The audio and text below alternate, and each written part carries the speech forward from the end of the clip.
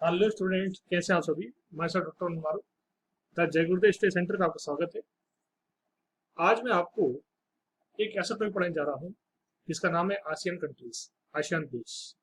जिन बच्चों के पास political science subject है और जिन्होंने अंतर्राष्ट्रीय संबंध या इंटरनेशनल रिलेशन सब्जेक्ट पढ़ा है, उनके लिए टॉपिक बहुत ही महत्वपूर्ण है। उसी के साथ साथ जीके के हिसाब से और यूपीएससी की मेंस के पेपर के हिसाब से, आईएएस और स्टेट पीसीएस के हिसाब से भी ये टॉपिक बहुत ही इंपॉर्टेंट है, आसियान कंट्रीज। ठीक है, क्योंकि करंट अफेयर्स के साथ साथ फॉरेन पॉलिसीज, फॉरेन रिलेशंस के बारे में सब्जेक्ट हमें, ये टॉपिक हमें जानकारी देता है। तो हम स्टार्ट करते हैं। सबसे पहले मैं आपको बता दूं कि आसियान का फुल फॉर्म कई बार पूछना है एग्जाम में कि आसियान का पूरा नाम क्या है। तो आसियान का फुल फॉर्म है association of south east Asian Nations. Hindi में इसको बोलते हैं हम लोग आसियान या दक्षिण पूर्वी एशियाई संगठन, आसियान। ठीक है, ये तो हो गया आसियान का पूरा नाम।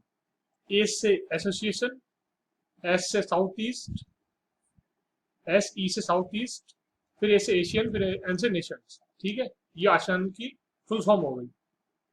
ठीक है, अब हम ये बात करते हैं कि इसकी स्थापना कब हुई।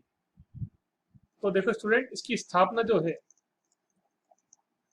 वो हुई थी, इसकी स्थापना 8 अगस्त 1967 को, 8 अगस्त 1967 को। इसलिए हम लोग ये लोग हर वर्ष 8 अगस्त को आसियान दिवस मनाते हैं, रखना, क्योंकि इस दिन इसकी स्थापना हुई थी। आसियान दिवस मनाते हैं ये लोग 8 अगस्त को।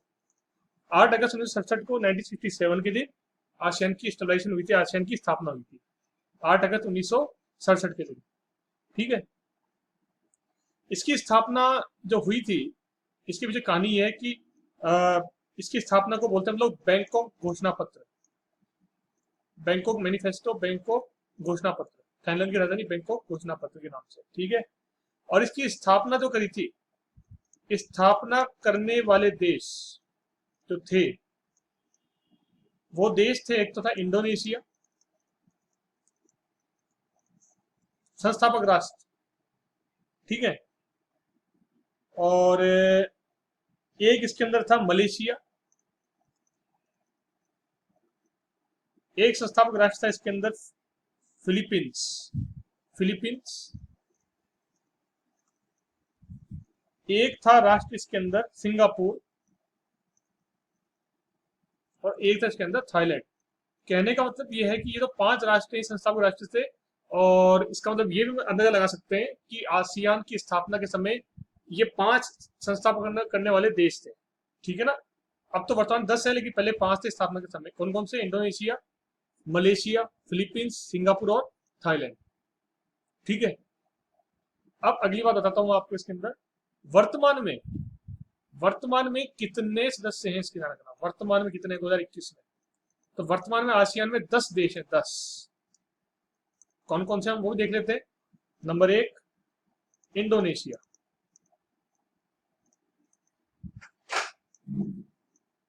Number 2 Malaysia, number 3 Philippines, number 4 Singapore, number 5 Thailand, number 6 Brunei, number 7 Vietnam, number 8 Laos, number 9 Myanmar, जिसका पूरा नाम क्या था, भारत का पड़ोसी देश है बर्मा, अब बोलते हैं इसको म्यांमार। नंबर 9 म्यांमार, और नंबर 10 है कंबोडिया। तो प्यारे स्टूडेंट, वर्तमान में अपने आसियान के अंदर 10 देश है, जिनके नाम याद कर लीजिए आप। इंडोनेशिया है, मलेशिया है, फिलीपींस है, सिंगापुर है, थाईलैंड है, ब्रुनई है, वियतनाम है, लाओस है, म्यांमार है और कंबोडिया है। आई बात समझ में? तो ये 10 देश जो हैं ये आसियान के सदस्य राष्ट्र हैं, ध्यान रखना चीज का। ये बहुत इंपॉर्टेंट चीज है, ठीक है ना। 1984 में ब्रुनई सदस्य राष्ट्र बना आसियान का।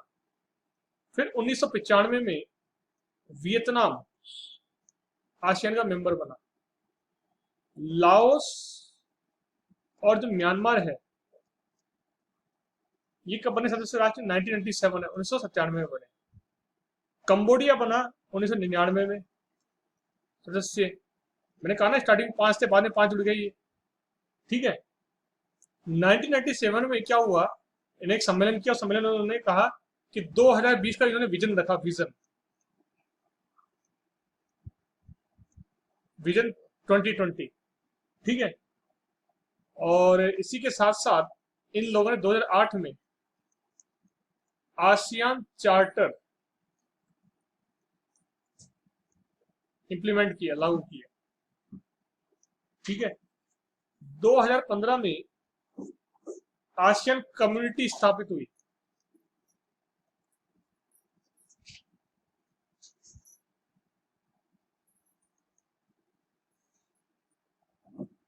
जिसका मेन मकसद था कि आसियान के जो मेंबर्स हैं वो 3 लेवल पर अपनी मेंबरशिप देंगे, आर्थिक, राजनीतिक और सांस्कृतिक, इकोनॉमिकल, पॉलिटिकल और कल्चरल। आर्थिक, राजनीतिक और सांस्कृतिक, क्लियर। 2008 के अंदर आसियान चार्टर लागू हुआ, 2015 में आसियान कम्युनिटी बनाई इन लोगों ने, ठीक है। फिर इन लोगों ने क्या किया कि एक आसियान +3 संगठन है इनका,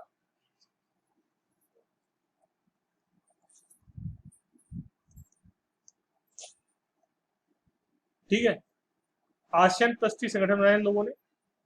और इसके अलावा इन्होंने एक लागू किया FTA, फ्री ट्रेड एग्रीमेंट, जिसका मेंबर भारत भी है। मुक्त व्यापार समझौता इन्होंने किया, व्यापार करने के लिए, छूट देने के लिए, बात कही, आने जाने के लिए, एक्सपोर्ट इंपोर्ट के लिए, आयात निर्यात के लिए। तो इसमें FTA का सहयोगी राष्ट्र भारत भी है, ठीक है। इस संगठन का पहल सम्मेलन जो है, फर्स्ट समिट, देखो ध्यान रखना चीज का कि इसका जो सम्मेलन होता है, समिट सम्मेलन जो होता है इसका आसियान का, 1 वर्ष में 2 बार होता है, 1 वर्ष में 2 बार होता है, ठीक है। और इसके साथ साथ आसियान का जो प्रथम सम्मेलन हुआ था, फर्स्ट, वो हुआ था आपके 1976 में बाली के अंदर, जो कि इंडोनेशिया के अंदर, ओके। और सेकंड जो हुआ था, द्वितीय, वो हुआ था 1977 में कोलालमपुर, मलेशिया, मलेशिया के अंदर हुआ था, कोलालमपुर जगह पे, ठीक है। अब मानने वाली चीज ये है इसके अंदर कि जो 38 और 39 जो रिसेंटली सम्मेलन हुआ, 39वां 40वां, तो 39वां 40वां जो है लगातार 2 हुए, एक साथ हो रहे हैं 2021 के अंदर। कहाँ हो रहे हैं, कब होंगे? अक्टूबर 2021 के अंदर होंगे। कहाँ होंगे ये? ब्रुनई के अंदर, ब्रुनई के अंदर बेगवान एक जगह है, वहां पर ब्रुनई देश है, उसमें बेगवान जगह, वहां होंगे ये 2 बार के समिट्स, सम्मेलन 38 और 39, 2 बार के, ठीक है। और इसके साथ साथ जो आसियान है, इसके प्रथम सेक्रेटरी कौन थे ये भी देख लेते हैं हम, ठीक है ना। प्रथम सेक्रेटरी, प्रथम जनरल सेक्रेटरी, प्रथम जनरल सेक्रेटरी थे इसके होरटोनो, होरटोनो, होरटोनो धारसोनो, धारसोनो, ये थे इंडोनेशिया के, और वर्तमान में कौन है? लिम जोक होव। लिम जोक होव जो है वर्तमान में जनरल सेक्रेटरी है आसियान के, जो कि संबंध रखते हैं ब्रुनेई से, रिलेशन उनका ब्रुनेई से। ठीक है, अब हम बात कर लेते हैं कि आसियान जो देश, जो संगठन है, इसका उद्देश्य क्या है, ऑब्जेक्टिव क्या है इसका उद्देश्य। जो साउथ ईस्ट एशियन कंट्री है उनके बीच में सहयोग, कॉपरेशन, समझौता, चाहे वो आर्थिक हो या सांस्कृतिक राजनीतिक हो, कॉपरेशन और उनके बीच में समझौता होना चाहिए, सहयोग होना चाहिए, समझौता होना चाहिए, आर्थिक सांस्कृतिक सामाजिक राजनीतिक समझौता, ये मिलके रहे आपस में, इनके बीच विवाद ना हो। ये जैसे यूरोपियन यूनियन है ईयू के नाम से, ऐसे इनकी यूनियन बनाने की इच्छा है इन लोगों की, जिससे कि इनको काफी फायदा भी हुआ है। आर्थिक राजनीतिक सांस्कृतिक और शैक्षणिक और जो शिक्षा के संबंध में, विज्ञान के संबंध में, खेलकूद के संबंध में इनका विकास हो। ये आपस में लड़ते नहीं है, हालांकि इनकी लड़ाई बहुत कम होती है, इनके विवाद बहुत कम है, आपस में मिलकर रहते हैं ये लोग। ठीक है, आसियान कंट्रीज। तो इनके बीच में दक्षिण जो जितने भी देश हैं 10, इस क्षेत्र में शांति की स्थापना हो, युद्ध के माहौल ना हो, और अगर इन पे कोई हमला करता है बाहरी देश, इनका सदस्य नहीं है, तो अपनी सुरक्षा करें आपस में मिलकर के, एकता में एकता रहे, यूनिटी बनाए रखते हैं इन लोग। ठीक है, ये आसियान का उद्देश्य है, मुख्य उद्देश्य इस क्षेत्र में शांति स्थिरता बनाए रखना और सामूहिक सुरक्षा के सिद्धांत पे कार्य करते हैं, और इस क्षेत्र का सांस्कृतिक, आर्थिक, राजनीतिक, धार्मिक, शैक्षणिक सामाजिक विकास करने के लिए प्रतिबद्ध है। ये इसका उद्देश्य संगठन का। आई बात समझ में? तो प्यारे स्टूडेंट, मैंने आपको बताया आसियान के बारे में। अगर आपको वीडियो अच्छा लगा हो तो जरूर लाइक कीजिए, शेयर कीजिए, हाँ मेरे चैनल को जरूर सब्सक्राइब कीजिए। धन्यवाद, थैंक यू।